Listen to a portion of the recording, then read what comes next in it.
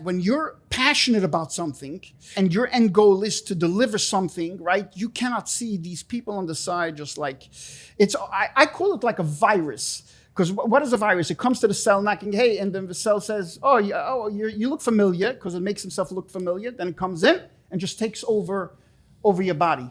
And this is exactly what they do. They come in, let me hear about your other projects. Where do you have a problem? What can I solve? Did they buy it already, or they're about to buy it? They bought the loans, and I started freaking out because I remember everybody said like, man, these are like the shark, these are the worst.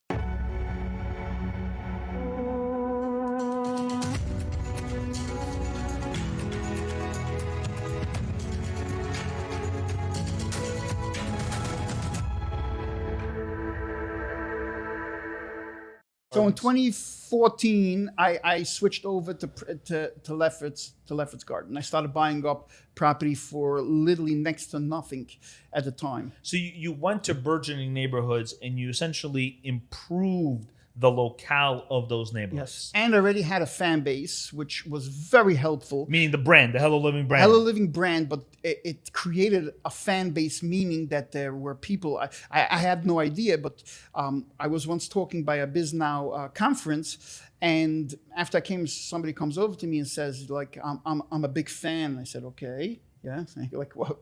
He says, I follow you. Tell me where your next area is, because I like buying stores. I like buying stores in the areas that you come.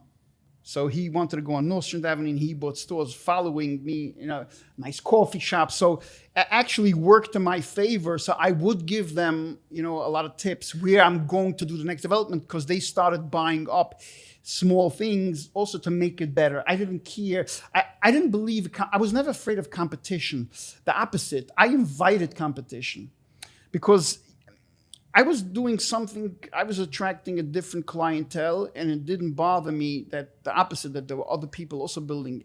You didn't care because you're... Not only I didn't care, because my whole thing is I went to new neighborhoods. I needed them to help me. I can't lift an entire neighborhood myself. So you needed more people. You need to aggregate more people, more vendors, more people with ideas. Right. So if think about it, an investor or a real estate developer wants to come in Manhattan, he doesn't want competition here because he wants to buy up every good spot. He doesn't look for competition. But for you, it was collaborative. But for me, I needed that because it's not Manhattan. I need to bring it up. So I need other people.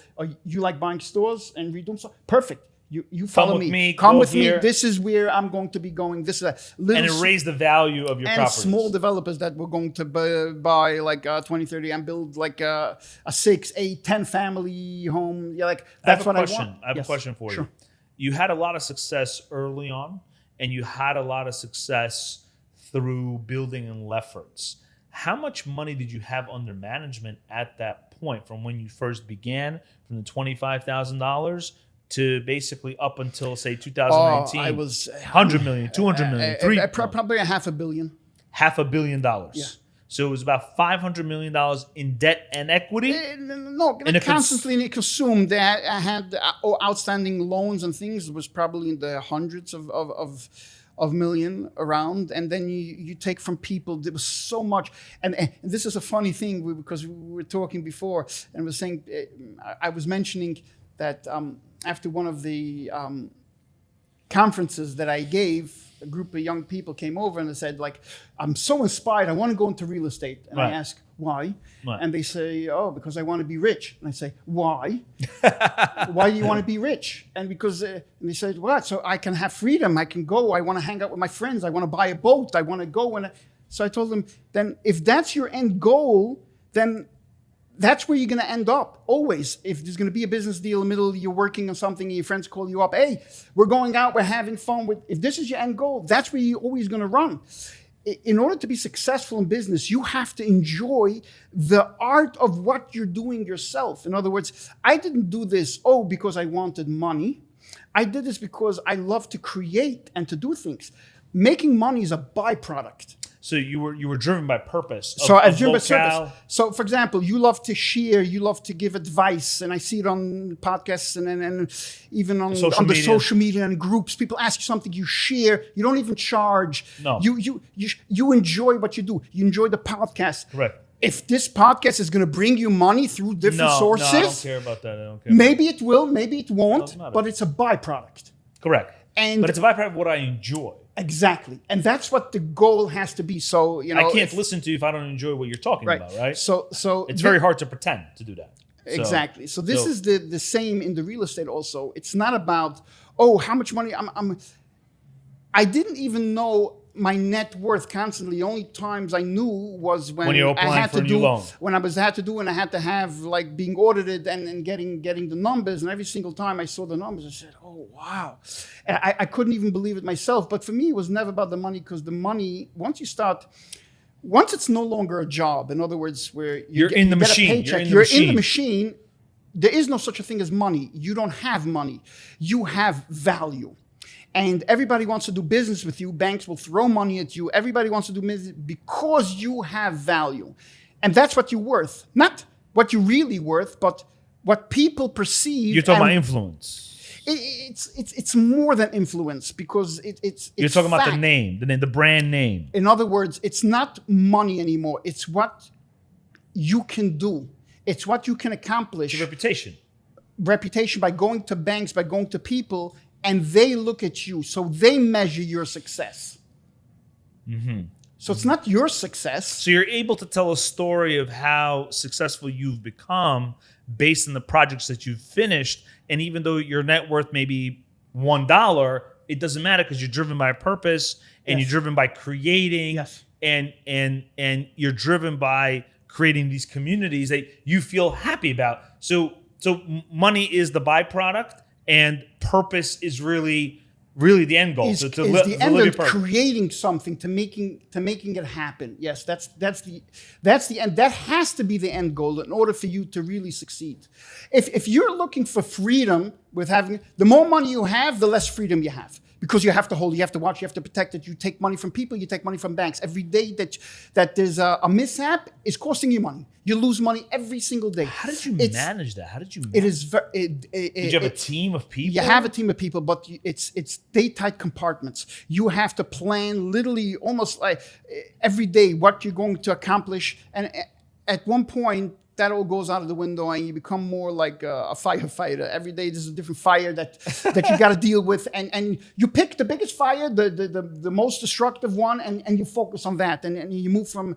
You have no day, you have no night. There's nothing. It's 24/7. It's 24/7, and I think people have to know this, because a lot of times if I wish I can have this and free. No, it doesn't work like that.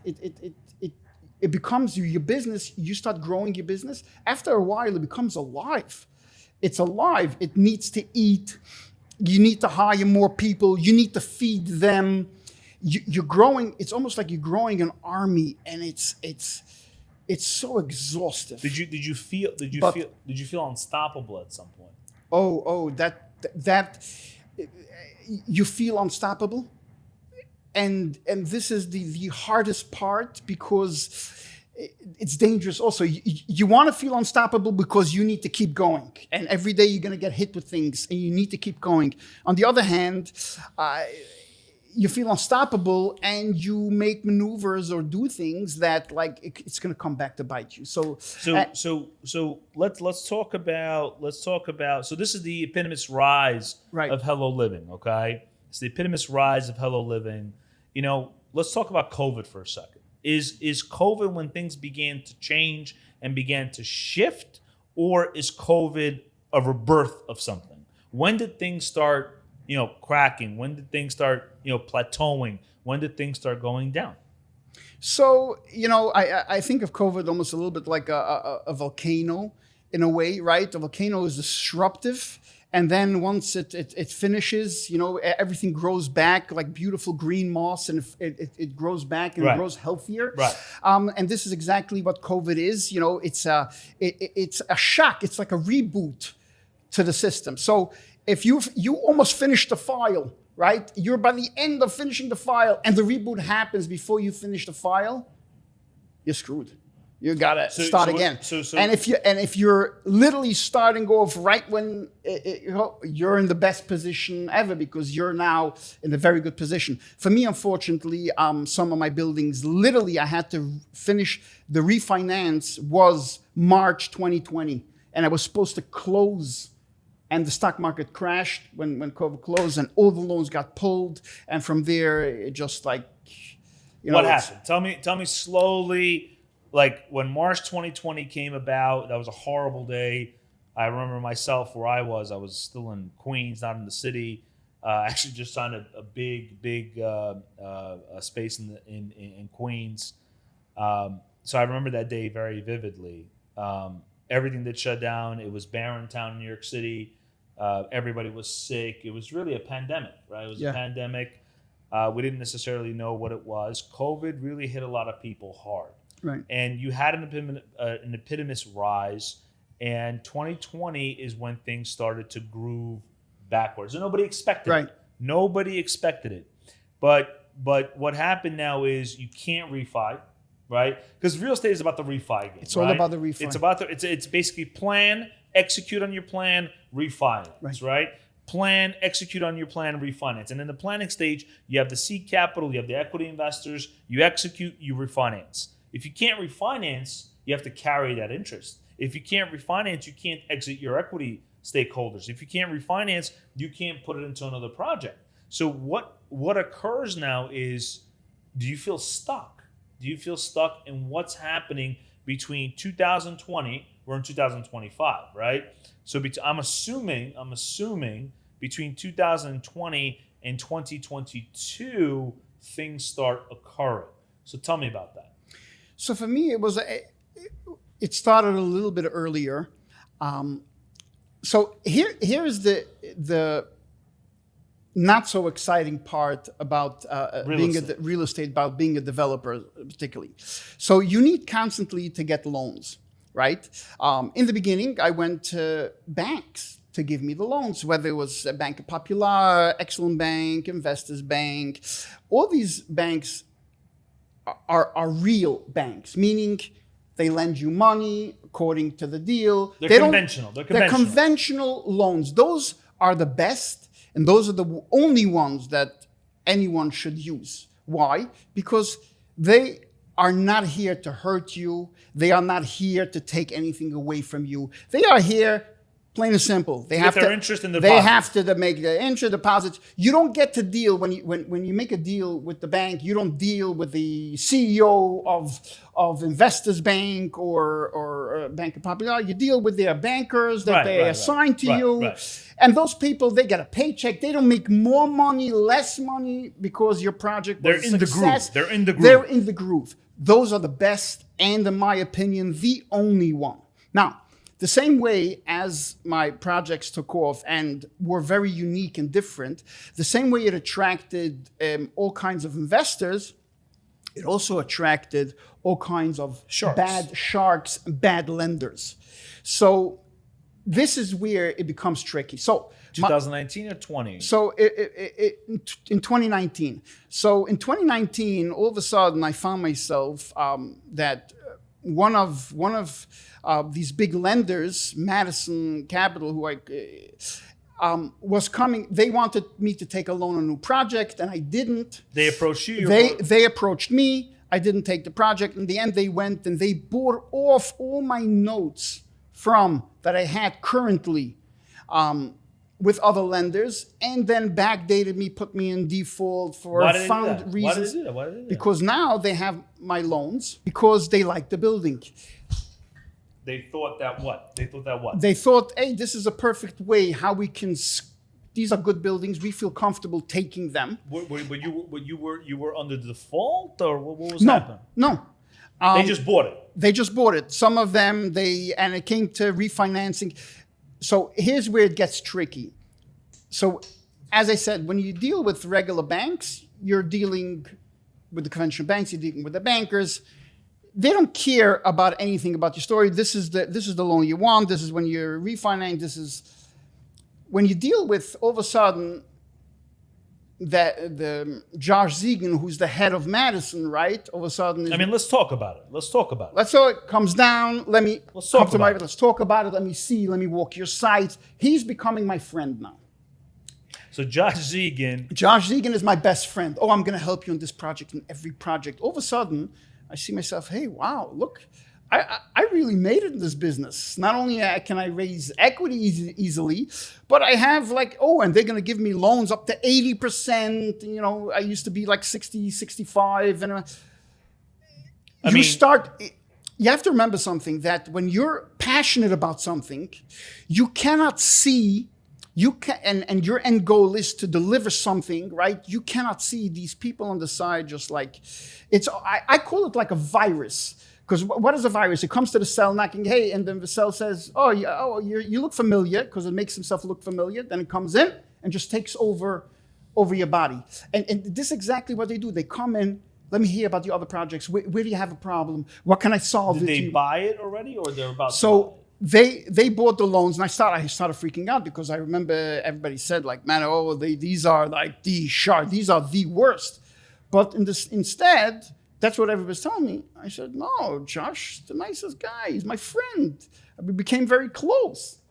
Are you talking like hanging out with him, or just professional? Professional. But back and forth, he gave me his number. I texted him, I called him, he responded to anything. What do you do when you need to close? I can close it. I'll give you for every single price. You don't have to go anywhere. I'll even give you equity. I have different funds for different things. I'll give you everything. So I didn't run away from him. You understand? I felt, he's going to refund. I said, but you put me in default here.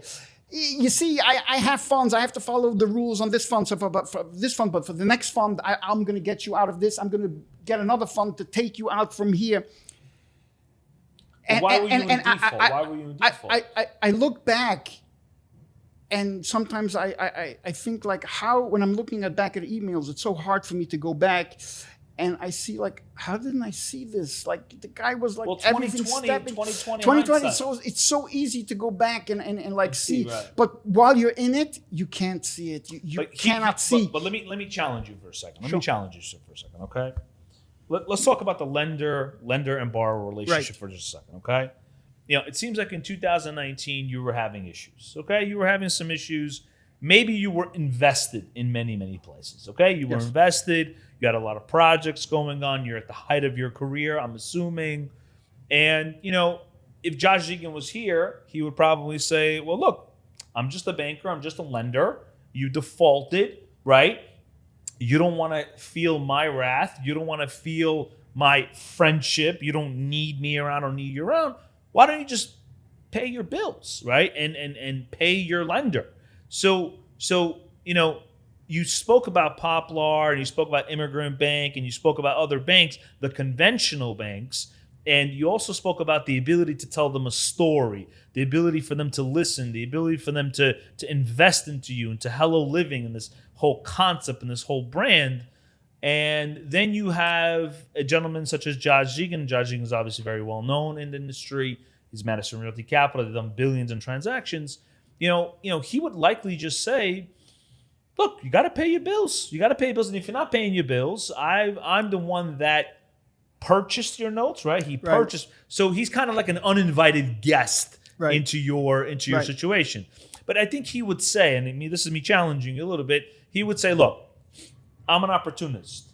And your bank is the bank that sold to me. And I bought that, and I got to know you, right?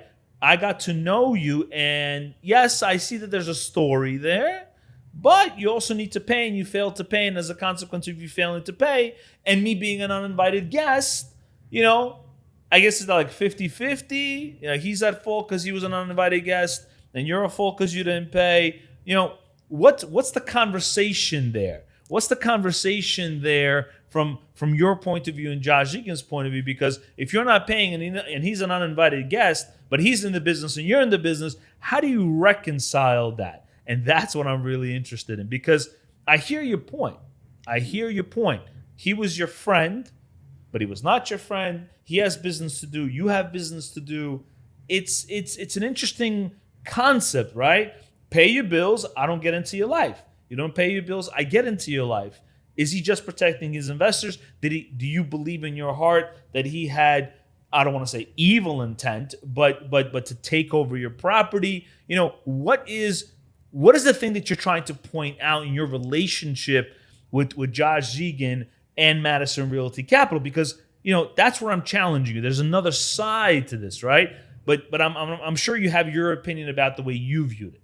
So resting on the bedrock of, I'm going to say it the way they say it, fuck you, pay me, right? And if you don't pay, then fuck you, right? But were you trying to tell them a story too and have them believe in you? And what happened there? So tell me about that. I want to hear your thoughts. So again, Josh Zegan's opportunistic, right? He finds ways, and he's very smart. He knows what he's doing. So for example, he bought a note from me, from my lender, on Nostrand Avenue. It wasn't in default. He bought a note. Now he has to service, right? So what he does is, first he comes in, he buys time. Everything I send him, like, for a payment that we need to advance, like, everything took longer. Whatever I had before was a 2-3 day turnaround and I got funded.